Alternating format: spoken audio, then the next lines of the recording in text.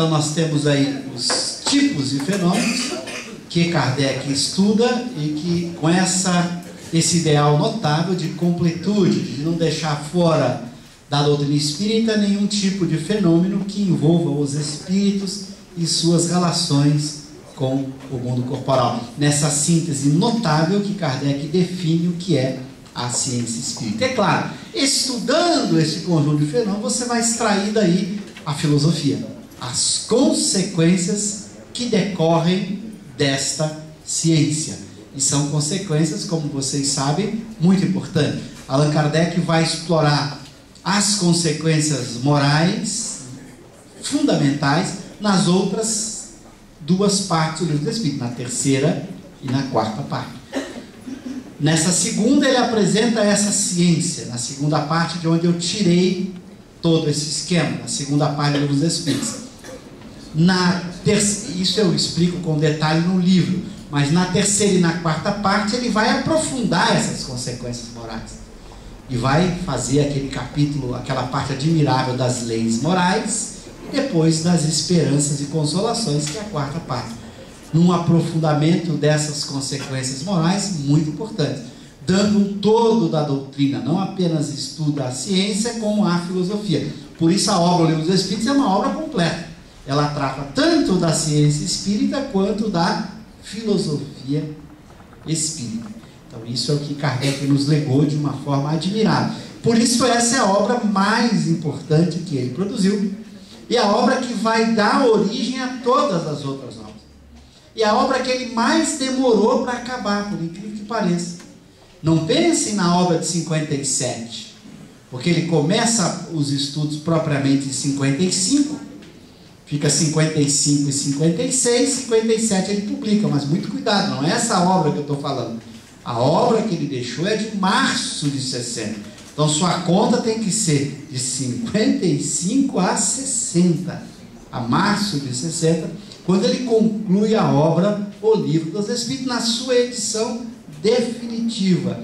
Apenas na edição de 1865 ele publicou uma errata de O Livro dos Espíritos, que tem uma página apenas, com pequenas mudanças no Livro dos Espíritos. A edição de 65 contém essa errata. A edição nossa, que está dentro de PEAC, quando você vai estudar lá no Estúdio Online, e que você vai pegando as questões do Livro dos Espíritos, já está com essas erratas, essa errata de 1865, que é pequena, foram poucas coisas que ele mudou, muito poucas, insignificantes, um errinho de digitação aqui, pouquinha coisa que ele faz alteração em 65. Então a obra de março de 60 é a obra definitiva, que ele vai comentar lá já no final de 69, ele vai comentar que passados 10 anos, ele não tinha nada que alterar nessa obra admirável. Então uma obra que realmente com um poder de síntese, uma profundidade dá inveja a qualquer grande filósofo. Então, Kardec eu coloco como um modelo de grande filósofo, de grande escritor, né? Comparável a Montaigne, a Descartes, para citar apenas os franceses, que construíram uma obra que veio para ficar, uma obra admirável, uma clareza, uma profundidade da inveja, com uma precisão terminológica impressionante. Impressionante. Ele escolhe as palavras certas, os conceitos filosóficos certos, as expressões adequadas. É impressionante que espírito foi capaz de pegar o pensamento dos espíritos com tanta lucidez, com tanta profundidade. Então ele é o grande autor, né? O grande escritor que a gente tem que ler, reler, e nunca vamos parar de fazer isso numa resposta à grandiosidade do seu pensamento. E nós precisamos fazer isso, divulgar isso, gente. Precisamos divulgar muito a obra de Kardec, divulgar a leitura dessa obra, porque ela fala por si só. Kardec não precisa de defesa, Kardec precisa ser divulgado, para que as pessoas debrucem sobre o seu pensamento, sobre suas obras e leiam, porque aí vão descobrir o que é esse espiritismo admirável. Mas não basta ler as obras fundamentais, porque as obras fundamentais elas são densas. É muito importante ler os 12 volumes da revista, onde Kardec explica, inclusive, questões das obras fundamentais. Às vezes as pessoas me mandam perguntas sobre questões, eu falo, está lá na Revista Espírita. Há leitor que manda para Kardec uma dúvida, e ele lá na Revista Espírita explica essa dúvida. Ele vai dizer em alguns artigos da revista a preocupação dele de explicar tudo, porque ele diz, eu não quero que as nossas obras, que a doutrina espírita, crie qualquer cisma por conta de interpretação. Aqui ninguém diga que da obra dele pudesse ter uma outra doutrina, ou seja, que alguém pudesse ter dúvida de interpretação a ponto de construir a partir de suas obras uma outra visão espírita. Não precisa. Não há, se você lê o conjunto da obra, você percebe que não dá para você fazer dupla interpretação. A preocupação dele de deixar isso muito claro, para que a essência do que ele estava propondo ficasse tão claro que ninguém pudesse criar um cisma. Que é o que ocorre, por exemplo, com obras muito metafóricas. Pega, por exemplo, o Novo Testamento. É maravilhoso ler o Novo Testamento. Ou o Velho Testamento. É maravilhoso, mas são obras metafóricas, permitem muitas interpretações. Então, você, no caso de Kardec, não. É uma obra que quase que não tem metáforas. E quando ele usa muito bem. Que é muito raro saber usar uma metáfora que não gere confusão. É muito raro. Então ele procurou escrever de uma forma positiva, direta, não romântica, uma forma mais clara, mais precisa possível, para que a gente não tivesse problema de fazer interpretações. Vou citar um exemplo. Kardec, algumas pessoas me mandam perguntas assim. Uma vez um me mandou, mas Kardec lá na escala espírita fala que os espíritos puros não estão sujeitos à reencarnação. Aí a pessoa me mandou um e-mail, olha, se os espíritos puros não estão sujeitos à reencarnação, então Jesus não encarnou? Não, mas você tem que ler com muito mais calma. Qual é o conceito de reencarnação em Allan Kardec? As pessoas leem apenas etimologicamente. As pessoas acham que reencarnação é simplesmente entrar de novo na carne. Isso é um conceito etimológico. Você tem que ver o que Kardec chama. Kardec não define reencarnação como simplesmente entrar de novo na carne. É o processo de ocupar de novo um corpo físico para avançar, para progredir como necessidade. Então ele vai dizer, um espírito puro encarna, mas não reencarna. Não quer dizer que ele não encarna de novo, ele pode encarnar 1000 vezes. Cada encarnação dessa não é uma reencarnação. Então a pessoa não leu o que é um conceito técnico. Tem muita gente que pega etimologicamente e explica. De voltar, entrar na carne. E lê etimologicamente. Kardec não. É um conceito técnico. Reencarnação para Kardec é um uso técnico, onde reencarnação significa entrar no corpo por necessidade de progresso. E claro, o espírito puro não tem nenhuma necessidade de progresso quando ocupa um corpo físico. Então ele vai falar, um espírito puro pode encarnar, mas não pode reencarnar. Nenhuma encarnação de um espírito puro é uma reencarnação, embora possam ter várias delas. Então é muito diferente o conceito. Às vezes a pessoa quer tirar uma contradição ou um fundamento para alguma tese apoiado numa leitura apressada da obra de Kardec. Você tem que ler com muita atenção o conjunto de suas obras para perceber a lucidez do seu pensamento e a forma precisa e rigorosa com que ele trata dos temas em todas as suas obras, deixando você com clareza do que ele quer dizer, não tem dúvida. Como, por exemplo, ele discute de uma maneira notável na Revista Espírita, explicando um princípio que foi muito mal compreendido, que é o princípio da não retrogradação da alma, que é o princípio fundamental que ele coloca já em O Livro dos Espíritos, que o espírito jamais regride. O que ele aprende, ele jamais perde. Jamais. Então o processo de aprendizagem é um processo constante e permanente. O espírito evolui sempre, ou estaciona do ponto de vista moral, mas nunca regride. Então ele vai esclarecer de forma admirável em vários artigos da revista esse tema, porque as pessoas entendiam mal. Por exemplo, um leitor manda para ele a seguinte pergunta: olha a inteligência do leitor, também por não ter compreendido a obra, e Kardec faz questão de explicar para que ele entendesse o que Kardec queria dizer com o princípio da não retrogradação. O leitor pergunta: Nero, numa existência antes de ser Nero, poderia não ter cometido crime nenhum? Neste caso, se ele numa existência anterior não cometeu crime nenhum, ele então regrediu? Porque como Nero, ele matou um montão de gente, mandando queimar Roma, só no incêndio de Roma, fora outros assassinatos que ele tenha cometido. Kardec responde: sim, Nero poderia não ter cometido crime nenhum numa encarnação anterior, mas não significa que ele regrediu, porque nós estamos olhando a regressão do ponto de vista das ações. Isso é um grave equívoco.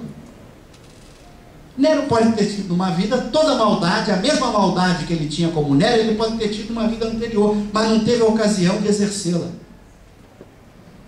Imagina se Nero tenha vivido num corpo que o impossibilitava botar a maldade para fora, ou que Nero tenha vivido na infância cercado e não teve condições ainda. Mil maneiras você pode imaginar de um espírito ter sido muito mal numa vida anterior, guardar toda a maldade e não ter feito nenhuma ação ruim com essa maldade. Então Kardec fala: você tem que medir pelo princípio de não retrogradação, é o mundo interior da alma, seus sentimentos, suas emoções, seu conhecimento. Os sentimentos, as emoções, os vícios morais já estavam em Nero antes. Se não tivesse, houve retrogradação. Ele não podia ter um sentimento ruim só agora que ele não teve antes. Não, esse processo, ele não regride, ele sempre aprende. Então Kardec vai mostrar isso, quer dizer, é o mundo interior da alma que deve ser pensado quando você fala no princípio da não retrogradação. Então você pode, numa vida futura, cometer mais crimes do que numa vida passada. Mas significa que você regrediu? Não, é que você deixou aqueles seus vícios, teve oportunidade para praticar e botou essa oportunidade em ação. Quantas vezes a gente tem vontade de agredir alguém e não age por falta de oportunidade? Quantas vezes? Fulano apronta com você fica com uma vontade de fazer mal para ele, mas aí você tem medo da polícia, você tem medo, uma série de coisas bloqueia essa sua ação. O seu mundo de pensamento e sentimento está ali com a maldade. Suas ações não dependem só dos seus pensamentos e sentimentos. Suas ações dependem de outras variáveis que permitam, que dão ocasião, oportunidade, que dificultam ou facilitam. As ações dependem de mais coisas do que o mundo interior.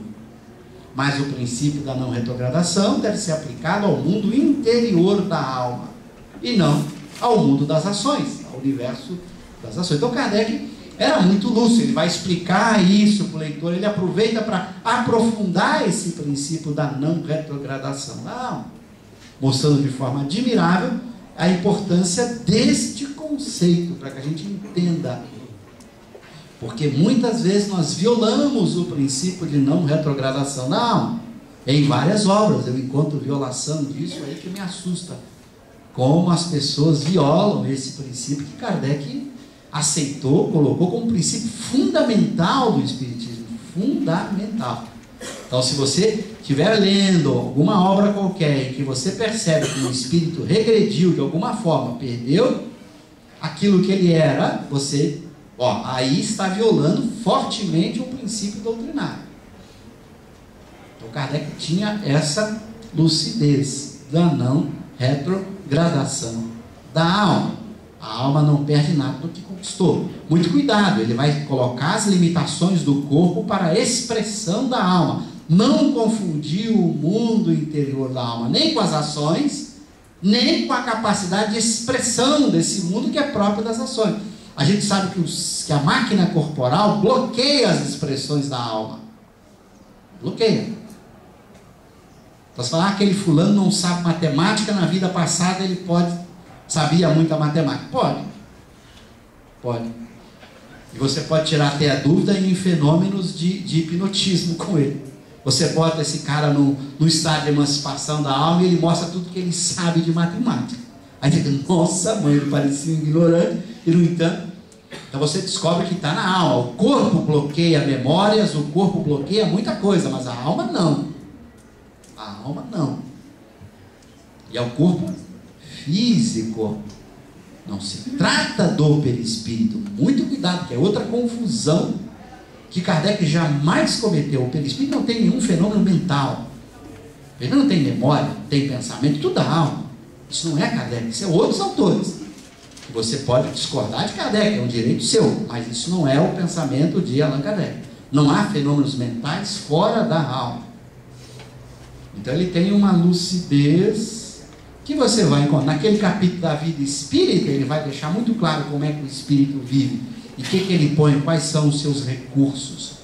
A gente tem que ler, reler, pensar, olhar a revista para entender a lógica do pensamento kardeciano, tudo aquilo que ele coloca, essa doutrina muito bem construída, sem inconsistências.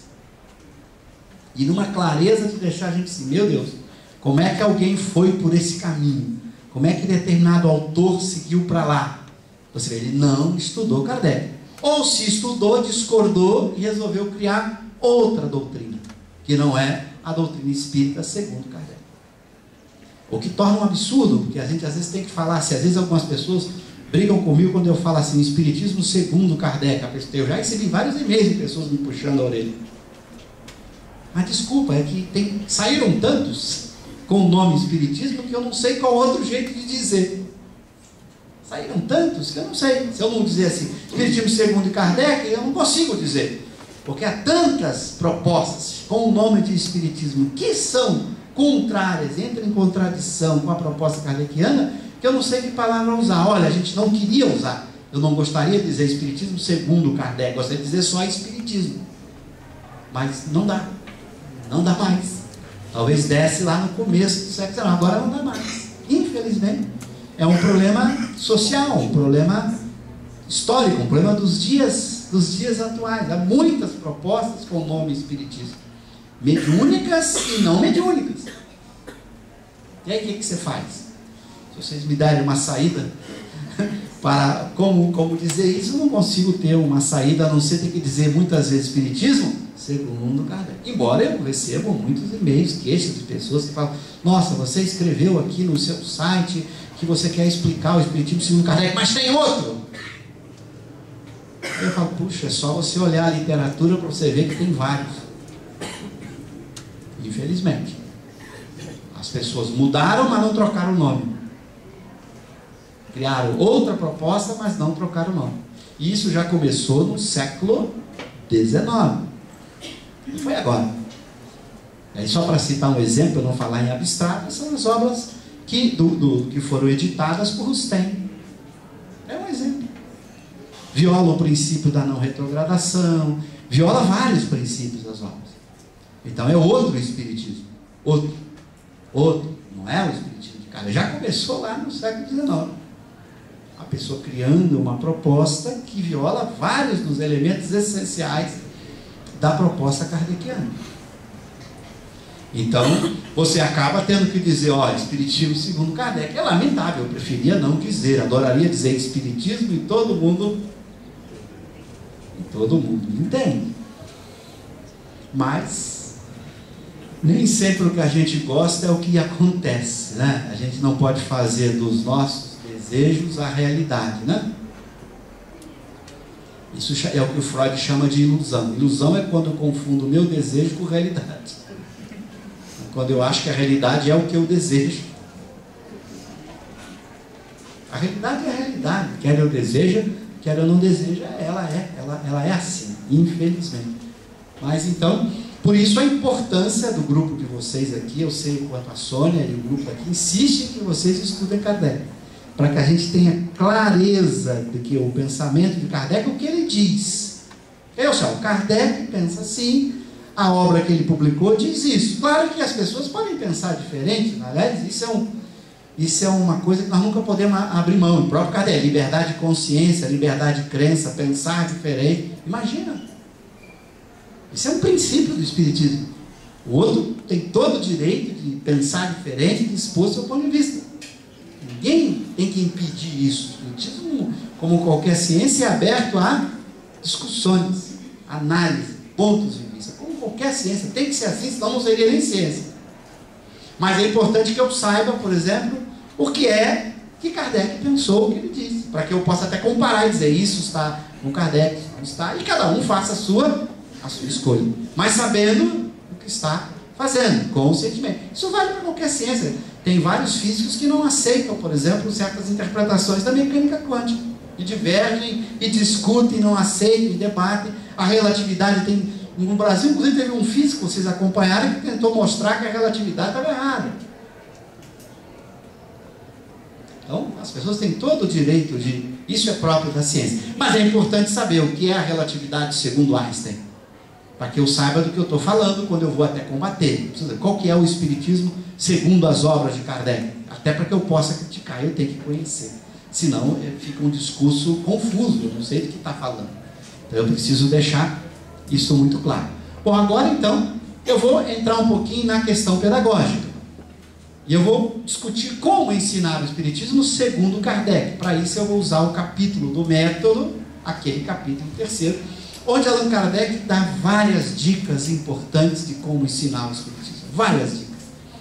É admirável a sua habilidade de pensar pedagogicamente. Ele vai dizer assim: esse é o esquema fundamental para mim, do meu ponto de vista, na minha leitura desse capítulo do ponto de vista pedagógico. Claro que, como eu disse, esse capítulo tem muita leitura que o filósofo da ciência faz dali. É um capítulo muito rico.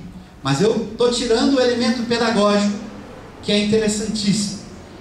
Que é um esquema muito clássico, que faz parte, ao longo da pedagogia prática, de vários pensadores. A pedagogia prática, ela tem uma sustentação experimental por prática de todo mundo ao longo de séculos, né? É muito antiga, desde Platão, Sócrates, Aristóteles, passando por Comênios, Rousseau, Pestalozzi, todo mundo.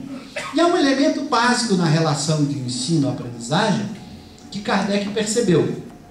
Adeptos e incrédulos. Essa é uma coisa curiosa. Em geral, na relação ensino-aprendizagem, classicamente você costuma pensar em professor-aluno, né? Ou aprendiz e quem está mediando o processo de aprendizagem. Chame de professor ou mediador, não importa o nome, mas alguém que está ajudando um aprendiz a aprender determinada ciência. Kardec não usa a palavra professor. Eu me recordo o dia que eu estava escrevendo esse artigo, eu tentei botar a palavra professor, mas veio a inspiração de um amigo que me disse assim: vá ao dicionário e olhe. Aí eu fui ao dicionário olhar a etimologia da palavra. Professor e profissão andam muito junto, tem a mesma etimologia. E Kardec então usa na relação ensino-aprendizagem a ideia adeptos e incrédulos, não professor-aprendiz. Por uma diferença muito interessante que eu acho que diferencia você ensinar física, por exemplo, de você ensinar espiritismo. Essa é uma diferença muito importante no ensino de física para o ensino do espiritismo, que Kardec percebeu. Por quê? Porque como o espiritismo não é apenas uma ciência, ele não é apenas uma, mas ele tem consequências morais fundamentais. Para ele, não é fazer o cara responder perguntas corretas sobre espiritismo que o torna espírita.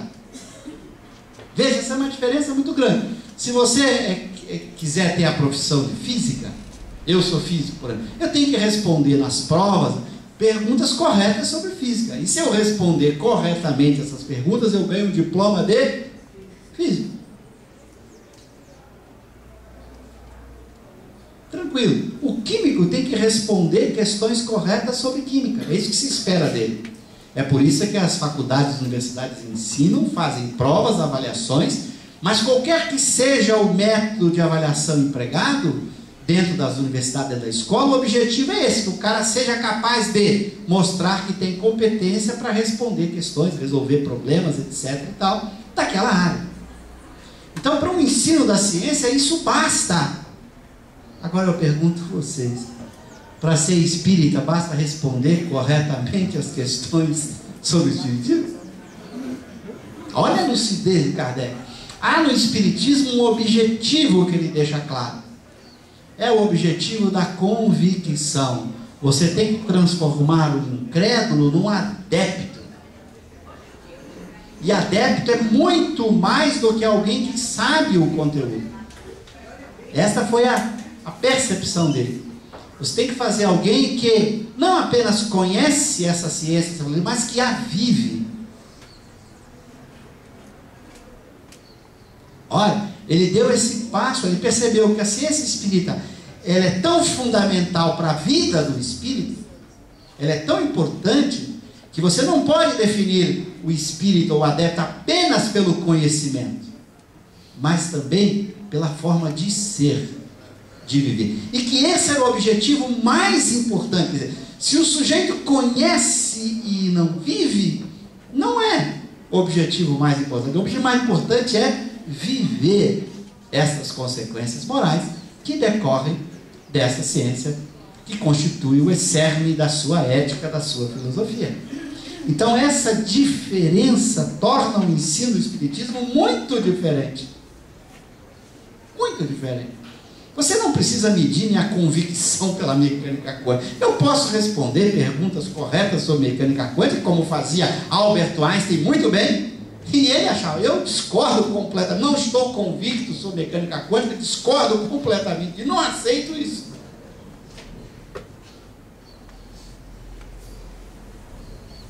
Há um elemento de convicção muito forte.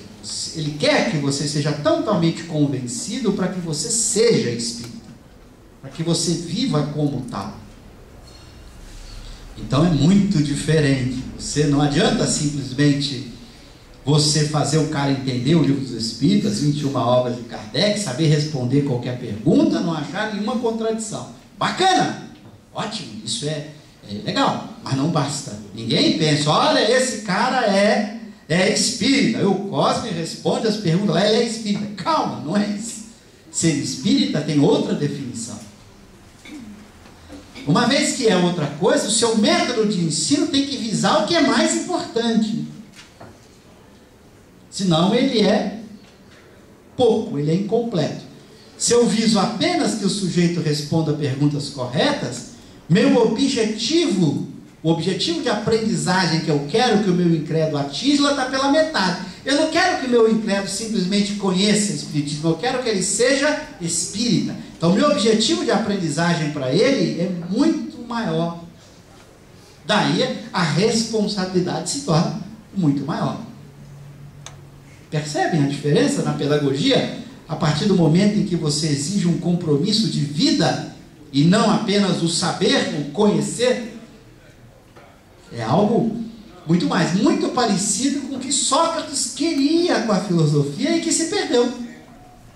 Sócrates dizia que o objetivo da filosofia era fazer homens de bem e não criar sistemas filosóficos. Mudou muito. Não era, porque não é criar sistemas filosóficos. Criar sistemas é meio, não é o fim. Percebe a diferença? Sistemas, teorias são meios.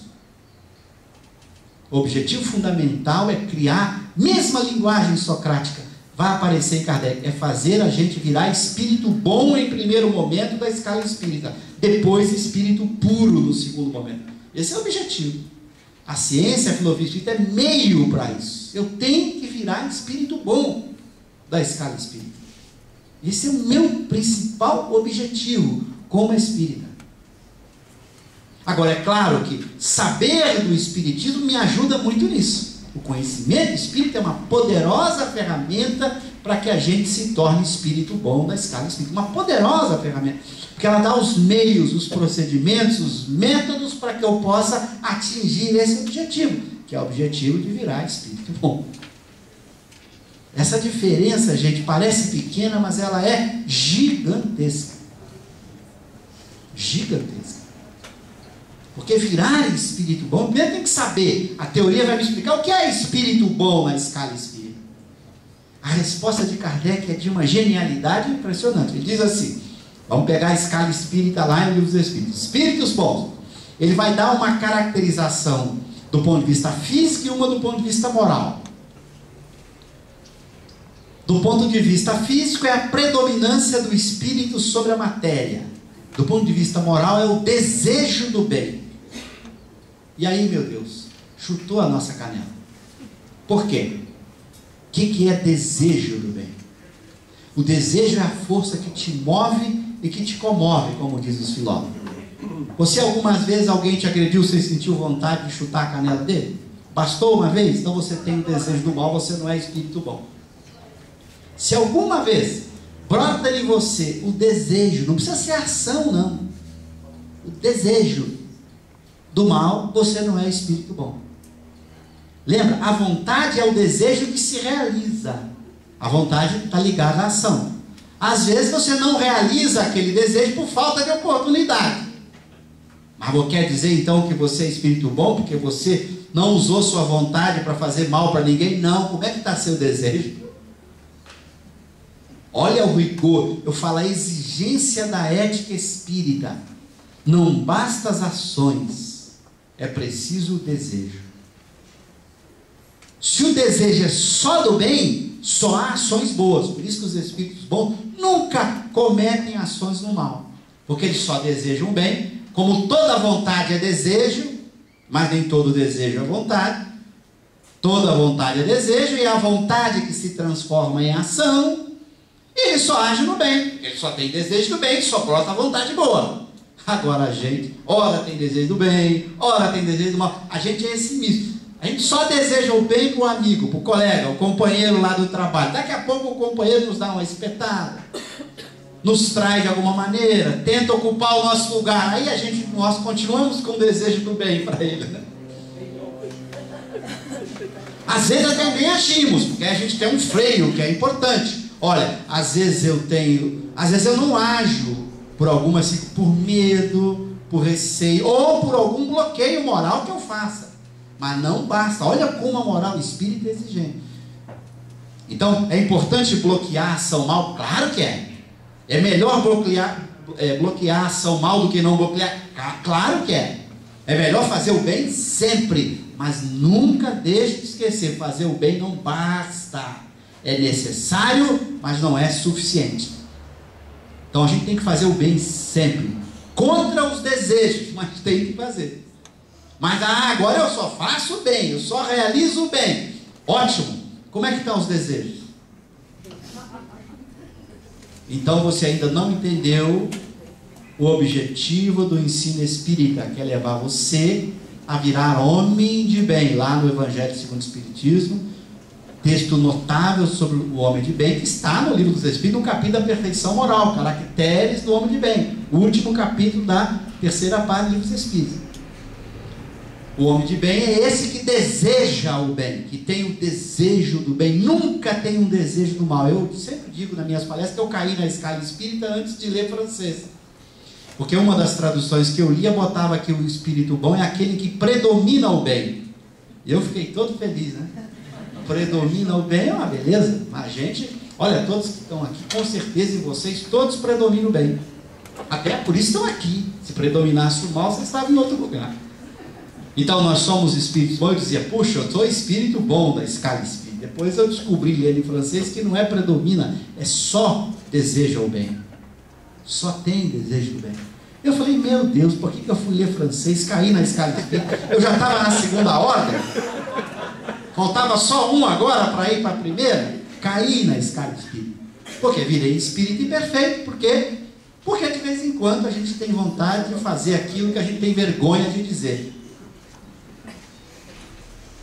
Por isso Santo Agostinho, lá no item 919, item A, lembra?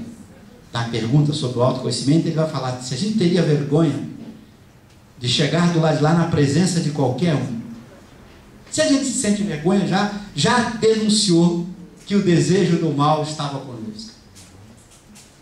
Então, esse é um objetivo fundamental do ensino espírita. Você não quer apenas que ele conheça o espiritismo, que é importante, porque conhecendo, ele vai poder usar as técnicas, o conhecimento, o método que Kardec propõe, para nos ajudar a nos tornarmos espíritos bons da escala espírita.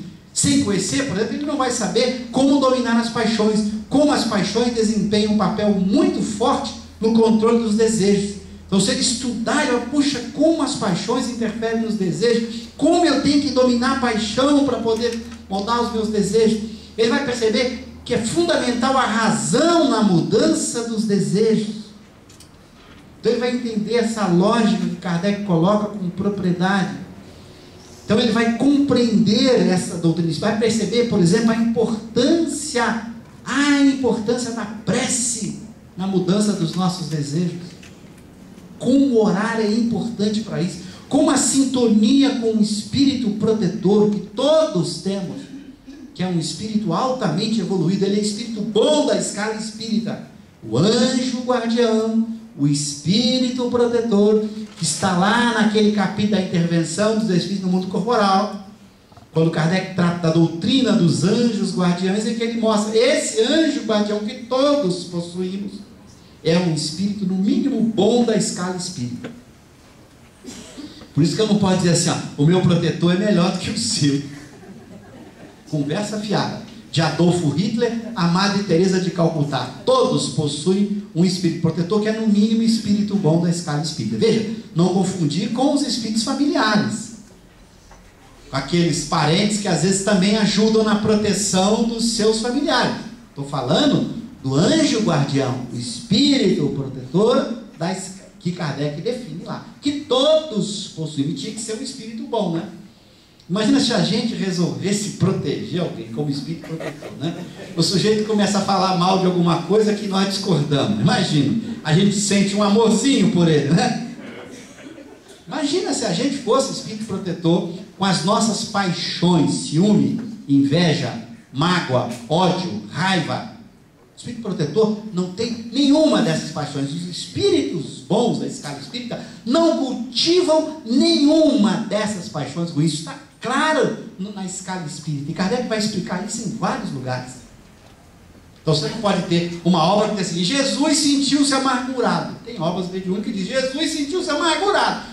Esse espírito que escreveu não estudou a escala espírita. Nenhum espírito protetor pode sentir amargura. Nenhum espírito bom, que dirá puro. Se o bom já não sente amargura, imagina o puro. Então há um erro mediúnico grave. Esse espírito não entendeu a escala espírita quando escreveu que Jesus se sentiu amargurado. Houve um erro grave. Kardec é tão lúcido disso que tem uma mensagem na Revista Espírita, assinada Vicente de Paulo, que está com o título lá sobre a caridade. Qual é o ano? Ai meu Deus, a memória aqui é 58. Agosto de 58. Obrigado. Você ouviu minha palestra lá?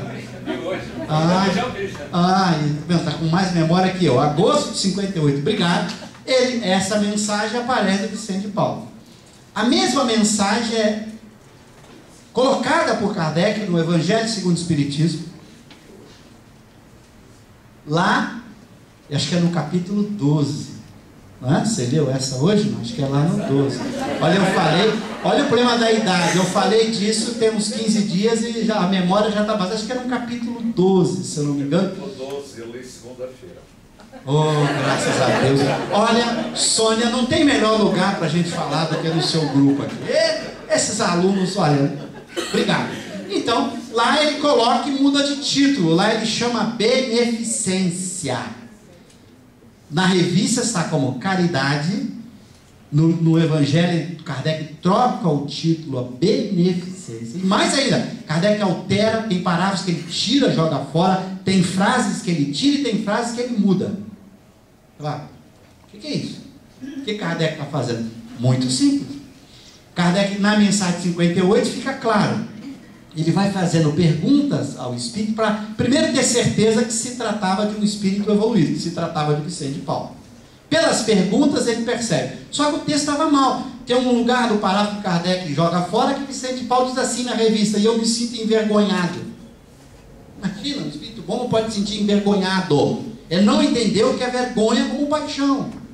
Vergonha é uma mistura de orgulho com tristeza, envolve duas paixões ruins. Desde Descartes, a gente sabe que a vergonha é uma paixão ruim. Ela envolve tanto orgulho quanto tristeza. Um espírito bom nunca fica triste. As pessoas se incomodam. Como ele nunca fica? Claro que não. Imagina, a tristeza é uma emoção ruim. Então o espírito bom não tem. É que a gente acha que as pessoas boas são espíritos bons. A gente não sabe que espírito bom da escala espírita é um conceito que são muito raros os espíritos bons que estão encarnados na Terra ou que reencarnaram. Não são as pessoas boas. São aqueles que só têm desejo do bem. E suas emoções são todas de paixões superiores. Não tem nenhuma paixão dessa, vergonha, raiva, tristeza, ciúme. Então Kardec corta a frase, tira a frase. Você vai ver, no Evangelho não está vergonha. Na revista está lá, eu me sinto envergonhado. E várias outras que Kardec troca. Mostrando que o texto de um espírito superior tem que ter a marca. Por isso ele usa aquela frase notável que alguns atribuem a Montaigne, outros dizem que é mais antiga ainda, e que a gente até usou como emblema lá, como frase da nossa editora lá. Nobiltà, a palavra nobiltà é nobreza em italiano. A gente botou nobreza obriga, que era uma frase que Kardec cita várias vezes, e vários filósofos usavam. Se o sujeito é nobre, tem que se agir e viver como nobre. Se o cara é espírito superior, sua escrita, seu pensamento tem que refletir isso, ou então ele não é. Gente, Kardec nos ensinou algo muito importante que a gente esquece. Caridade a gente tem com espíritos e pessoas, não com texto. Isso é uma confusão que a gente faz. Caridade eu tenho com o espírito e com as pessoas. Óbvio. Tem que ter sempre. Trato as pessoas com respeito, com benevolência, com indulgência, com perdão. Agora o texto, por favor. Está errado o texto, pronto. Se o indivíduo que escreveu se sentiu mal, já é a prova de que nem espírito superior ele é. Imagina se a ciência fizesse isso. Imagina se uma ciência tratasse caridosamente os textos das pessoas e não as pessoas. Nós não teríamos ciência, porque cada um inventa uma coisa. Que legal, né? Que bacana, né? Só para agradar a pessoa a gente aceita o que ela escreveu. Isso não faz nenhum sentido. Então Kardec jamais fez isso. Por isso ele questiona o texto dos Espíritos o tempo inteiro. Com todo respeito à pessoa, ao Espírito. É diferente. Você respeita o Espírito, você o trata com benevolência, com indulgência e com perdão. Mas benevolência, indulgência e perdão, que é a caridade, segundo o Espírito, não se aplica a texto. Um texto não é uma pessoa. E a gente faz isso o tempo inteiro. É por isso que nós temos dezenas, centenas de textos aí que a gente fica, Jesus Cristo, cheio de erros de filosofia, de lógica, de ciência. A gente fica, mas o fulano, eu gosto tanto dele. Daí, continue gostando dele. Gostar dele não tem nada a ver com aceitar o texto. Não confundir, isso é confusão de ordem, como diz Pascal. Estou confundindo a ordem da ciência do texto com a ordem das pessoas. Confusão de ordem. Eu posso amar alguém, respeitar alguém, gostar muito dele e criticar seus textos. É assim que tem que ser. É assim que nós temos. E Kardec tinha isso, ele não deixava passar nada. Ele pegava, fazia alterações, depois ele perguntava para o espírito, ficou melhor agora? Agora ficou melhor. E se o médium se incomodasse com isso ou com o espírito, já era uma prova de que ele não entendeu o espiritismo e de que não era um espírito bom. Então essa lucidez que ele vai... Então vale a pena pegar essa mensagem e comparar os cortes que Kardec faz. Não só cortes, mudança na frase, melhora a frase. E muda o título, que é algo admirável. Chamava-se caridade, vira beneficência. Por quê? Porque não é benevolência, é beneficência. Porque benevolência é desejo. Desejo do bem. Beneficência é fazer o bem. A pessoa pode fazer o bem sem desejá-lo. Você pode ser beneficente sem ser benevolente. E a caridade, segundo o Espiritismo, é benevolência. Por isso que é muito mais exigente. Percebe a diferença? O indivíduo pode fazer o bem motivado por mil coisas. Por interesse político, por poder, por várias outras coisas ele pode fazer o bem. Diferente, fazer o bem do desejar o bem. A benevolência está no plano do desejo. A beneficência está no plano da ação. São coisas distintas. Quem é benevolente, todas as vezes que a oportunidade surge, é também beneficente. Quem é benevolente, também será, sempre que possível, beneficente. Mas quem é beneficente pode ou não ser benevolente. Eu não sei, eu preciso ver como é que está o mundo íntimo dele. Percebe a diferença? Então essa lucidez ele tinha. Quando ele vai criar, vai botar a noção de caridade, 886, qual é o verdadeiro sentido da palavra caridade, tal como a entendia Jesus? Benevolência para com todos. E não beneficência para com todos. O uso adequado da palavra. Porque a palavra tem um conceito importante por trás, vinculado ao desejo. Porque ele está nos alertando, nós temos que mudar o plano do desejo, não apenas o plano das ações. Claro que você pode usar as ações para mudar desejo. Valeria outra palestra para mostrar quais os ingredientes a gente tem que trabalhar para mudar os desejos. E as ações é um caminho. No caminho das ações é um mecanismo que você tem para mudar desejo. Então a pessoa tem que ir fazendo o bem mesmo contra gosto, mesmo contra o desejo, porque ela vai descobrir que essa também é uma das técnicas de mudar o desejo, é pelas ações. Então por isso que é muito importante convidar as pessoas na casa espírita para fazerem o bem, para ajudarem os outros. Por quê? Porque esse tipo de trabalho acaba mudando o desejo.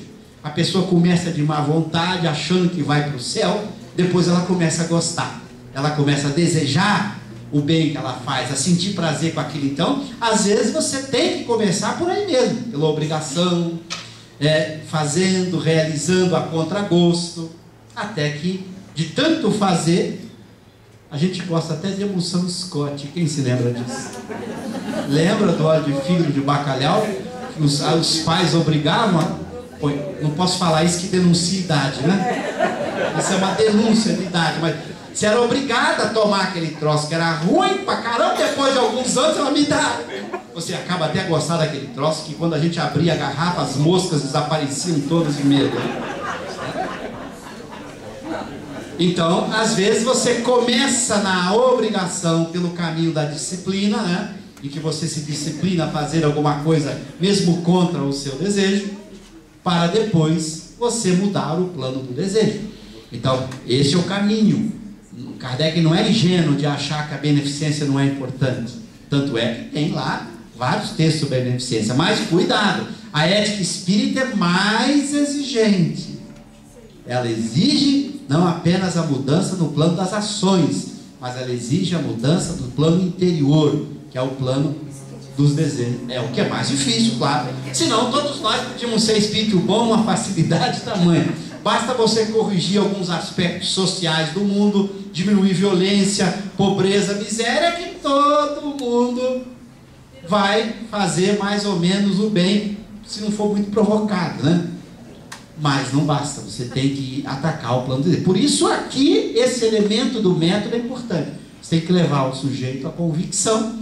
Então o objeto de estudo é o Espiritismo. Então veja que esse aqui é um modelo clássico. Você tem pessoas que querem aprender, os incrédulos. Aprender o quê? Espiritismo. Com que objetivo? De convicção. É um objetivo mais profundo do que simplesmente mostrar conhecimento. Quem vai fazer essa mediação? Os adeptos. Agora, olha a lucidez de Kardec em cada um desses aspectos. Vejamos lá, ó. O objeto e o objetivo, ele vai definir aqui, ó. Dissemos que o Espiritismo é toda uma ciência, toda uma filosofia. Então eu tenho aqui o objeto, tem que ensinar essa ciência, essa filosofia. Vejamos então de que maneira será melhor se ministra o ensino da doutrina espírita para levar com mais segurança a convicção. Como é que eu vou então converter esse incrédulo? E é curiosa esta frase que me chamou a atenção do capítulo do método. Olha, não precisa copiar, todas essas frases estão lá no capítulo do método. E também o PowerPoint fica aí à disposição, já está no computador aqui, viu, Sônia? Distribua para quem quiser. Não se espantem os adeptos com esta palavra ensino, porque ele fala sobre ensino. Por que ele bota essa expressão, não se espante os adeptos com essa palavra ensino? Não constitui ensino unicamente o que é dado do púlpito, da tribuna, há também da simples conversação. Ensina a todo aquele que procura persuadir a outro, seja pelo processo das explicações, seja pelo das experiências. Então a persuasão é um elemento fundamental que depois ele vai explicar isto com mais detalhe. E é muito importante, depois nós vamos, se der tempo, entrar numa pergunta do Livro dos Espíritos em que Kardec dá essa dica. Mas é muito importante você perceber que você não tem que se espantar que ele fale ensino de Espiritismo, porque você poderia se espantar, peraí, você está querendo que eu ensine alguma coisa que vai levar o sujeito a ficar convicto, a viver aquilo? Peraí, isso não é ensino.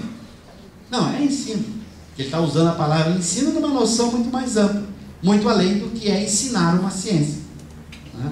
Então ele está aplicando aqui um conceito mais profundo, em que você tem que se preocupar e além do conhecimento. Você tem que preocupar aí a renovação do sujeito, que ele se torne tão convicto que ele vire um adepto. E não simplesmente alguém que conhece, alguém que sabe espiritismo. É muito pouco. Então veja que aqui está o objeto e o objetivo bem caracterizado por ele. O meu objetivo é esta convicção. O meu objeto é o espiritismo. É isso que eu quero ensinar para ele, para que ele se torne convicto. Claro, eu quero ensinar o que? O incrédulo a se tornar um adepto. Então ele vai discutir os tipos de adeptos. Que tipo de adepto eu quero? Ou seja, eu quero pegar um incrédulo e transformá-lo em adepto. Que tipo de adepto eu quero? É por isso que ele vai agora investigar os tipos de adeptos. E ele vai classificar alguns aqui.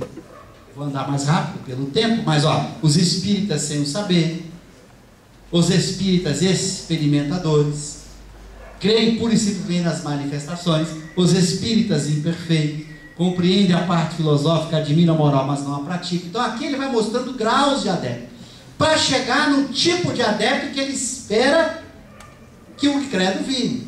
Não é esse tipo de adepto, simplesmente que tem conhecimento teórico, conhecimento experimental. Ele vai caminhar para chegar nos verdadeiros espíritas. É esse o objetivo. Chegar a fazer com que o incrédulo se torne um verdadeiro espírito. Olha aí. Praticam a moral e aceitam todas as consequências. Chute na canela. É esse o objetivo do ensino espírita. Fazer com que esse adepto atinja esse estágio de adepto. Então fazer o curso é meio, não é o fim. Se vocês pensam que o objetivo é fazer um curso do espiritismo e saber, esse é meio. O objetivo é maior, está mais adiante ainda. Está claro isso? Você tem que dar um passo mais à frente. Por quê? Porque se você não virar espírito bom na escala espírita, você continua espírito imperfeito. Seus mundos serão de provas e expiações. Vocês querem continuar reencarnando em mundo de provas e expiações? Querem? Se vocês quiserem, vocês fiquem para lá, porque eu não quero. O problema é de vocês. Tem gente que sonha pouco. Eu quero, sabe, continuar, voltar várias vezes no mundo de provas e expiações. Desculpa, chega. É isso mesmo, Kardec diz, você tem que desejar nunca mais